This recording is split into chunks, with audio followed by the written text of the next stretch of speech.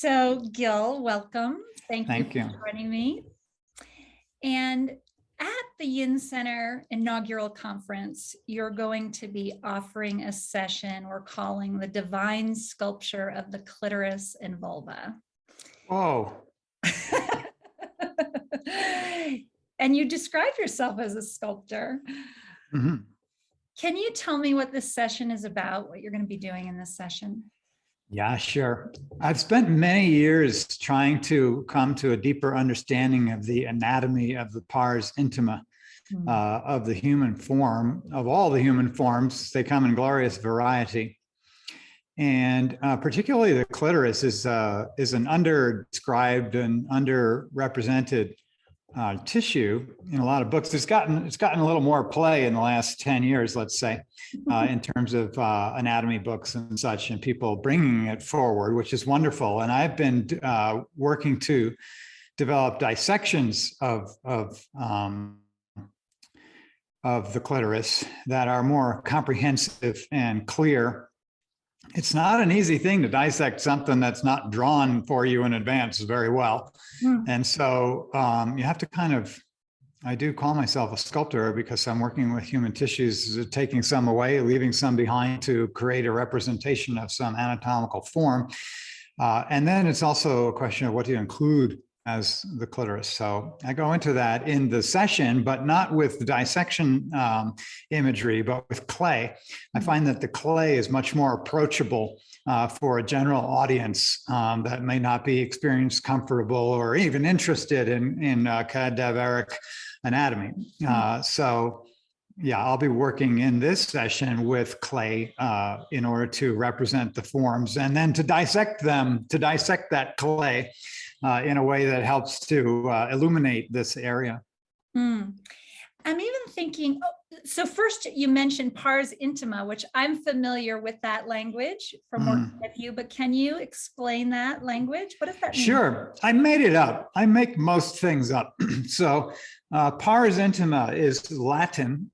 I was trying to come up with a different word than genitals or genitalia. Genitals is a word that emphasizes the generative aspect of this area of our anatomy. And I thought, well, that's all well and good, but that's definitely from a kind of a religious root, that the purpose of these organs are generation. And so, in a maybe more integral or comprehensive understanding, we might say that its intimacy is an extremely important part of this region as well. Intimacy with ourselves and others. And so to call them the pars intima would be to reference, again, it's co-ed or multi-ed or any ed. To say genitals, that's a generic word. So pars intima also is generic and refers to the intimate parts, to be very literal, or intimate region or area or aspect, the intimate aspect. Beautiful. And you know, just the freedom that you feel to rename or to make up words about what you experience in the lab is a very particular orientation to anatomy and to dissection. And I know before I encountered your work, I would open an anatomy book and I assumed that this was a universal understanding of anatomy that was true across the board, and this is what the body is. And one of the things that you talk about so much is models, different models. And as a sculptor, that even in dissection, you can dissect in so many different ways to reveal so many different perspectives. Yes. What's happening here. Right. Can you talk about that a little bit more, and what your own journey to that level of freedom and, I want to say, creativity is? It's more like radical independence. I have no tolerance for authority. Yes. And so I don't know, that can work against me a lot. as well. But in this You have particular, some very devoted followers as a result of that as well. well, and I hope never to be their authority. Thomas Aquinas said that the argument from authority is the least powerful. So to say, well, so-and-so said it, is the least powerful argument you can make. So just because Gil said it doesn't mean much. And in terms of models, that is part of my philosophy background, my theology background, is to recognize how rooted our language and our way of seeing the world is based on models of perception that we have adopted. And so, if I say the body is a machine, I'm going to find a bunch of parts that I can fix, remove, replace, and won't be caring too much what the person has to say, because what's the point? What do they know about their machine? I'm the expert, right? So,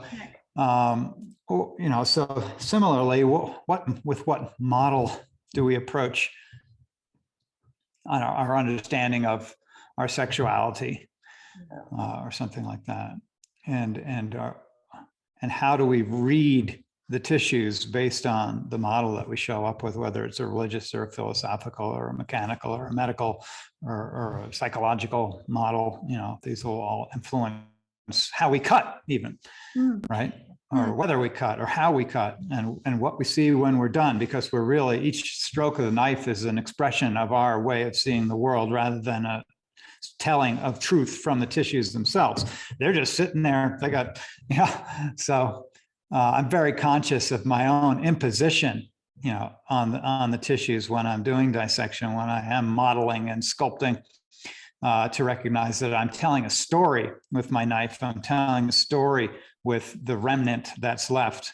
And I'm hiding from the story, the process, right? So that's why I love to film my process, actually, so that people can decide for themselves whether I should have cut that away or not. Maybe when they do it, they'll leave it in there. So I'm very conscious of that. That my way of perceiving the world is being imposed on what I'm looking at. And then I try my best, if I can, to learn from nature rather than simply tell nature a thing or two. So there I have nature before me and I'm tinkering with it. And the question is, can you listen while you tinker? Can you listen while you reveal? Can you learn from what you take away? Can you learn from the textures and the relationships and their intimate connections that can only be partly represented in your model? I feel like what you're describing is such a relational experience with the form itself. Because you're describing, your imposition, your choices, but every model is also different. Every form, every cadaver that you're working with. Is that true? Does that feel true to you? Absolutely. And that's one of the most essential principles of integral anatomy, is that you begin with the individual in front of you, rather than a generalization of human form in the form of a drawing that's an average or a mean. So if you take that mean, you'll never find it in a body. It doesn't exist. It's a conceptual fantasy. And it's maybe a valuable one, but it doesn't get you too far in terms of real human bodies. And so when you're encountering a real human body, the question is, will the body make your drawing or your book wrong, or will your book make your body wrong? And our tendency is to make the body wrong with our drawings and with our books and with our erudite suppositions, when in fact the body is right. Opinion. So in integral anatomy, you start out with the idea that the body is right, and your opinions about it, your ideas, your conceptualizations are probably half-baked, if not just total shit. Well, and to bring this back to understanding the female anatomy, this perspective, this view that you're bringing is so powerful, because women's bodies are up for judgment, and they're supposed to fit it. I mean, we all are, not just We women, all are. Yeah. but Sadly. yes. And our intimate anatomy, where often we don't even know what's there. We can't You see don't it know. very well.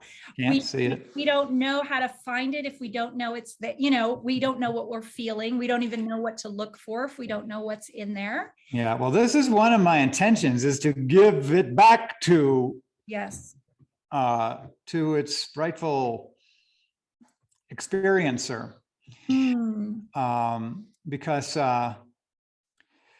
you know, this is not for, you know, this is it's like a gift. It's like giving a gift back to yourself, to take the time to witness what you got, and in doing so, kind of come into possession of it, into connection, into relationship, as you mentioned earlier, so that you can have your own experience there, as opposed to one, you know, one that may be very limited by the earlier story or by the unknowns. It's like, you got this, take it, run with it. Also, the thing is, you know, this is a gift. I don't, you know, there's a whole bumper sticker of saying, you know, God doesn't make junk. I'm like, you darn tootin', that's right. And to my mind, everything in a body is good. And this is an attempt to also address maybe some of the shame and disconnection that arises from our familial, societal, and cultural stories that we tell about, you know, about the vulva, the clitoris, what they mean, how they should be expressed, hidden, cared for, neglected, shunned, hated, you know, felt guilty about, because there's life there. Why should you feel guilty about your life? It wasn't, you know, it's not a trick. You know, having an incredible pleasure center between your legs is not some trick on the part of the creator to seduce you and then murder you. That's a kind of a sad and twisted theology. Maybe instead it's like, oh, this is a gift. This is a present. This is an advantage. This is yours to experience and enjoy, as opposed to be ashamed and guilty for. Thank you. I love even our language. I mean, the pudendal nerve.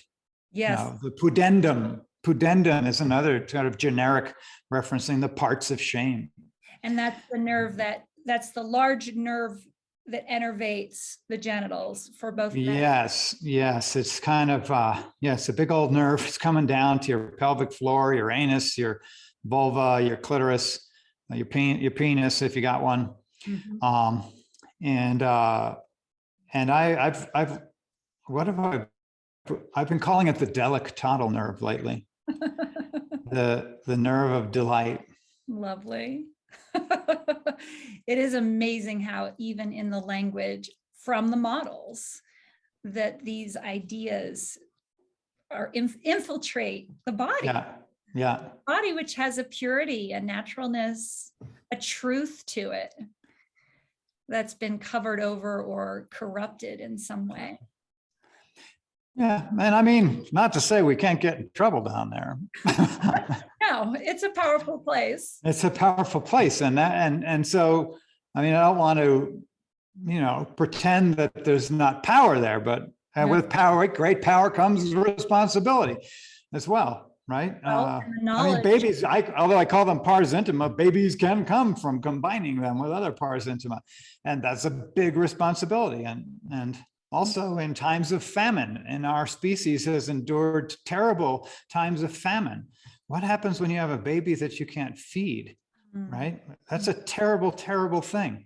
The Bushmen of the Kalahari are very, very careful about getting pregnant because you can only walk with so many babies, so many miles, right? And they hate infanticide. but they'll do it if they have to, because it's like, sorry, that's one too many. And they don't like to do it. And so they would much rather be careful. And so there's all sorts of, care and understanding that is deserved to come into play in this area as well. Yes. And the power brings us back to what this conference is about, which is the power of the yin and the power of this kind of knowledge. When we're ignorant of it, we can misuse it, we can squander it, we can be hurt by it. Yeah. And as we really turn towards the power that is there and bring reverence and understanding, then it becomes a power that we can wield and use and be creative with and enjoy and play with as well and share. Yeah, nice. Thank you so much for this. And I look forward to our time coming up in April 1st through the 3rd, 2022. Yay. There will be more. Good. So much.